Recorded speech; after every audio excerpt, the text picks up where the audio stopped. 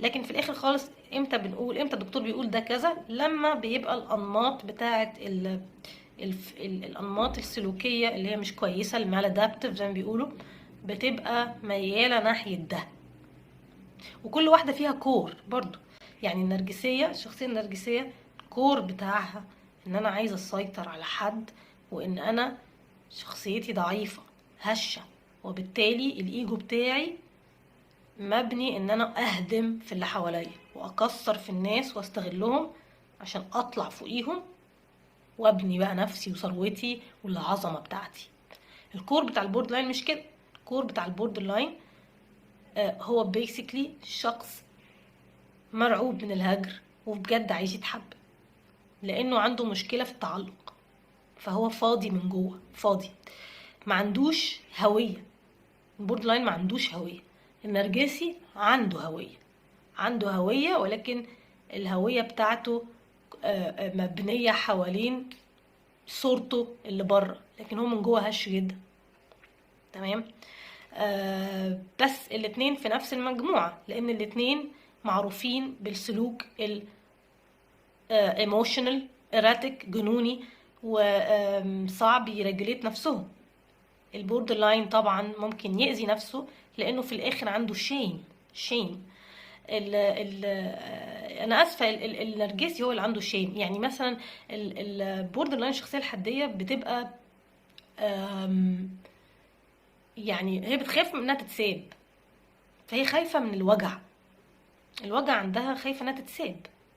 انما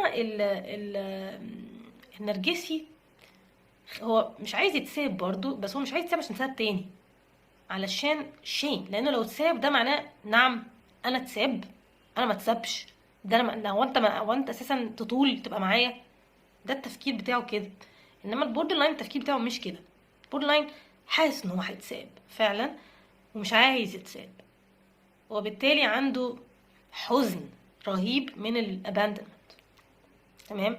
فمثلا بنلاقي تلاعب عند النرجسي، ممكن نلاقي تلاعب عند البوردر لاين طبعا، لان هما في نفس العيله. ازاي؟ بس اولا في الحالتين هو التلاعب ما بيبقاش مقصود بصراحه. يعني لغايه دلوقتي محدش قادر يعرف النرجسيين يقصدوا ولا لا، وانا امين ان هما ما يقصدوش ومش ملمين بالتلاعب اللي عندهم.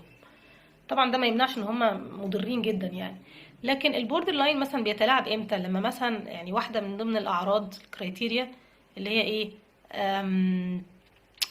انا هعمل اي حاجه عشان اخليك ما تسيبنيش، حتى لو ده معناه ان انا اقف عند الشباك واحط رجلي وانتحر واوريك ان انا هنتحر. طبعا تصرفات جنونيه لافاده يعني لتفادي، انا اسفه، لتفادي الهجر. فانت ممكن تقول طب ما ده مانيبيوليشن، لان ممكن شخص يبقى عنده بورد لاين يبقى قاعد على السرير وعادي جدا يقول لك هموت نفسي، هو متألم جدا، هو متألم، فهو متلاعب برضه. يعني متلاعب لانه بيقول لك كده عشان انت تتخض. تمام. لكن النرجسي لما بيتلاعب ما بيبقاش بالطريقه دي، بيبقى شراني، بيبقى مانيبيوليتيف بيقولوا عليه. يعني المانيبيوليشن هدفها ان انت اللي تتجنن، مش انا اللي هتجنن. هدفها ان انا اجننك، يعني ان انت ايه، تحس بان انت ما عندكش قيمه. لان ده بقى هنا مساله التعاطف. لان النرجسي ما عندوش الامباثي، ما عندوش الامباثي العاطفيه. يعني هو فاهم، النرجسي فاهم بس مش فارق معاه. هو ده بقى الفرق بين المتوحد